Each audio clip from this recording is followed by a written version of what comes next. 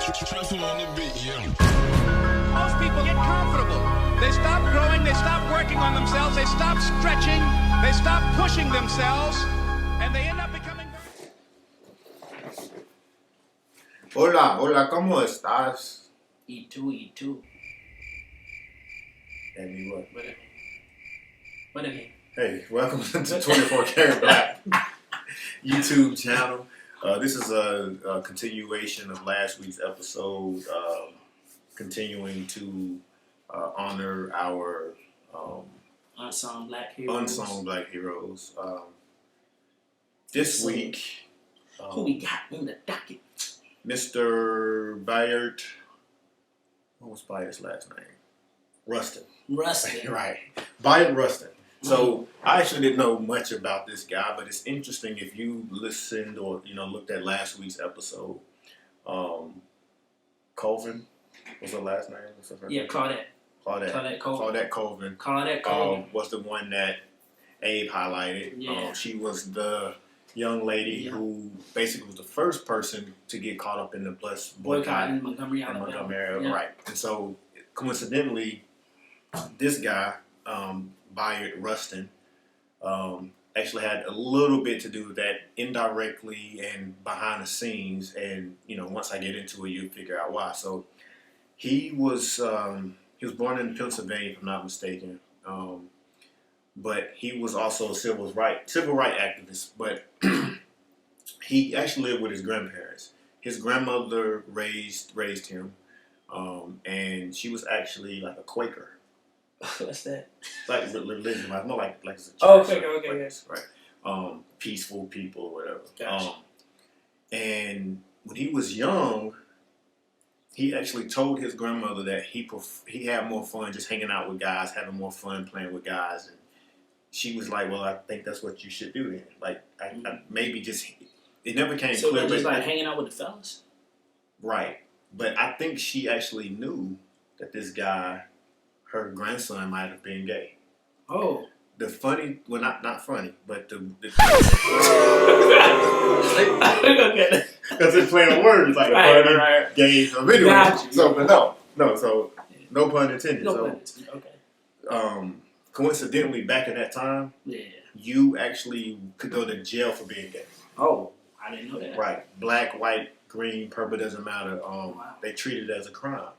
And so obviously you can see as a black man during that time, during segregation and then also being gay, it's like he's fighting two battles at the front. Wow, yeah. Fast forward, he was more of a peaceful person. Okay. Like a Martin Luther King. Yeah. So this is the thing though. Mm-hmm. He had a lot of different organizations that he was a part of, helped start up a lot of programs in the civil rights movement, and he actually came out himself. Well, so I'm sorry. Let me go back. He actually was caught having sex in the car by a police officer. Right. He was, oh yeah. Yeah. So he was getting it in like that. So go ahead. Yeah. Yeah. Okay. You can look all this stuff up and not make it so. Yeah. So basically, back then, cops actually did look for this type of stuff because it was a way for them to actually catch you and arrest you. Gotcha, So basically, he was caught. He had to do 60 days in jail. And because he was also at that time a civil rights activist, that kind of followed him and stained his legacy, his career. Okay. So from he once he was found out, he also had no problem just sort of like admitting it. And he had no problem saying, "Yeah, I'm gay, this is my life." Right. The problem with that is all of the networks and all the stuff he helped build up. Yeah. It gave them a negative light. Mm-hmm. So he had to now work in the shadows if he wanted to continue to push the plight of African Americans and equality. Yeah. So now we fast forwarded to Dr. Martin Luther King. At this time, like you mentioned in the last episode, he was asked to head that boycott in the bus boycott in Montgomery. Oh. Prior to that, no, Martin Luther King was. Right. Okay. Right. Bayard Rustin was just like someone who he was like an advisor. So he actually was going down to Montgomery to talk to Dr. Martin Luther King. Now, coincidentally, maybe 10 years prior to this, he was actually traveling to India to study Mahatma Gandhi because of his peaceful, nonviolent practices. Absolutely. Right before he was getting ready to go to India, Gandhi was assassinated. Okay. And so this crushed him, but he said, I'm going to go anyway. So he went to India anyway. He ended up kind of studying under the teachings of Gandhi and talking to people who studied under Gandhi. Gotcha. And he brought back those peaceful practices back to the States. Then that's when he met with Dr. Martin Luther King. So now this is the part that people didn't know. If you look at these portraits behind me, painted by me, Dr. Martin Luther King was always known as the peaceful person. Right.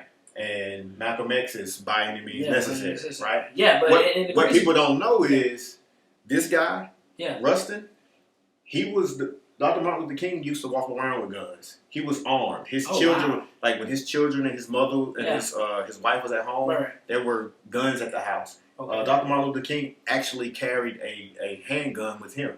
Oh, man. Bayard Rustin was the guy who actually, after coming back and studying in India under Mahatma Gandhi's teachings, basically told him, like, if you want to basically get your message across peacefully, then you need to go about the nonviolent way. So he actually talked MLK out of carrying pistols and having his entourage around him to not carry guns anymore. So that's why MLK became like the nonviolent person. He was just like Malcolm X. He carried around guns. He's ready to get it going. Right. But I was gonna say on the autobiography of Martin Luther King, he has Gandhi on the picture. That's all. Yeah. If you look at the book, that's pretty dope. So again, like he had all these things, and they did the bus boycott. I guess it was successful to an extent, but from that point, Bayard Rustin was there always in the shadows, sort of like you never knew about him, but he was always around because, again, his sexuality at the time where you was basically unlawful to be gay, people didn't want to associate with him out in public. Even Dr. Martin Luther King, some official, I don't know if it was a police officer or some like public official, realized at some point in time that Bayard Rustin was working with MLK. And he basically told him that if you continue to work with him, I'm going to go to the newspapers and tell them that you're gay to MLK. Oh, wow. So Dr. Martin Luther King had to make sure. Because somebody had actually found pictures of like Dr. Martin Luther King in the bathtub and this Mr. Rustin in the room. And they were having a conversation, and somebody was going to create a fake headline to make it seem like Dr. Martin Luther King was gay and they was dating. And so Dr. Martin Luther King basically had to make a decision to like disassociate himself with Bayard Rustin. And so in the process, their relationship was basically pushed apart. But when they, the March on Washington, where the famous "I Have a Dream" speech. Bayard Rustin was a major part of that. He kind of helped get all of that together. And at the final second, when they were getting ready to start the walk, someone presented themselves again saying, hey, if you associate yourself with this guy, we're going to out you, Dr. Martin Luther King, as a gay person. And, so that's why you don't hear about him. He did a lot of other things in his community and other places. Like, he actually traveled. He didn't just he was more from, up north. But he traveled. He did a lot of work everywhere, like even in North Carolina. Wow. So because he was gay, people say like he's one of the real true leaders because not only was he fighting for equality, but he also was fighting for gay rights as well, which is didn't even really know was a thing because basically it was unlawful to be gay, and you would go to jail, you would do time. Also too. If you were caught and somehow with like sexual lewd acts and they said you were gay, you also had to register as a sex offender. Wow. And so all of this stuff was on this record. And when it first hit his record, there's notes saying that he couldn't get a job. He was actually he ended up having to do like manual labor, like move furniture around. There were people saying that they actually saw him at one point in time walking around to phone booths just looking for loose change, just because he was gay. He couldn't get work. Nobody didn't want, even though he was a brilliant man and he was good for the cause, they didn't want to deal with the stain that their group would get by being associated with him. Wow. So that's crazy for somebody to be that important to the whole civil rights movement. And I never heard of him. Never heard of him. In That's 2013, though, Obama presented him with the Presidential Medal of Freedom. Oh, man. And I still think that they're trying to. I think that in California is where he was outed by the police as being gay. I think they're still working on trying to get basically that charge drop. Even though he's been dead for a while. Okay. They still, because even when Obama gave him that medal in 2013, he'd already been dead. Okay. So, but again, it was just one of those things where, Obama's always been one of those people who's trying to push everything forward and try to go back and help right the wrongs of the past.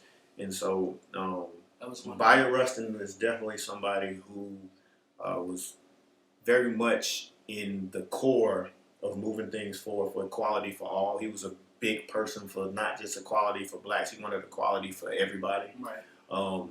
And you don't hear about him, that's crazy. because he was a gay man. And it's amazing to see how, again, when you really boil it down, the same shit that we were going through then, still going through now. Yeah. Gay people are still basically being, criticized and looked at and treated funny because of their sexual orientation. Just like as a black man, back then you basically were scrutinized because of your skin color. Right. It's still happening today. So though we have moved on from a lot of this stuff, it goes to show you that it wasn't that long ago that these same people who have our freedoms were getting judged for the same stuff that we get judged for today. Wow. For you people who constantly say or like to say that, the world is different, we need to move on, stop holding... stop thinking about the stuff of the past, because it's not that much different. Yeah. And to those same people, would you tell us to forget 9/11? Because again, that's in the past, right? Exactly. Right. And even though that was a act of terrorism is terrorism. Terrorism is terrorism. It was domestic terrorism right here when that same type of stuff is happening to people of color. So if you're not going to say don't forget 9/11, then you sure as hell can't say, don't forget the civil rights. Don't forget civil rights, slavery, segregation, none of that. So, but anyway, I thought he was very interesting. It was a coincidence that my guy that I chose actually flowed right well with the guy that Abe did last week. So if you missed last week's episode, Abe did a great background synopsis on Claudette Colvin. Go check it out. Check it out. Subscribe. And we got comments, questions. Yeah, you know what to do it. Like, subscribe, like KL said. And you got to remember, we got to stick together regardless of what. I don't care what your sexual orientation is. Even if I don't care what your color is. If you're on the right side of this movement, we all need to stick together. It's all about unity. Okay? All right. I got it. Thank you for joining us. Yeah, We out. Thank you. We out. Peace.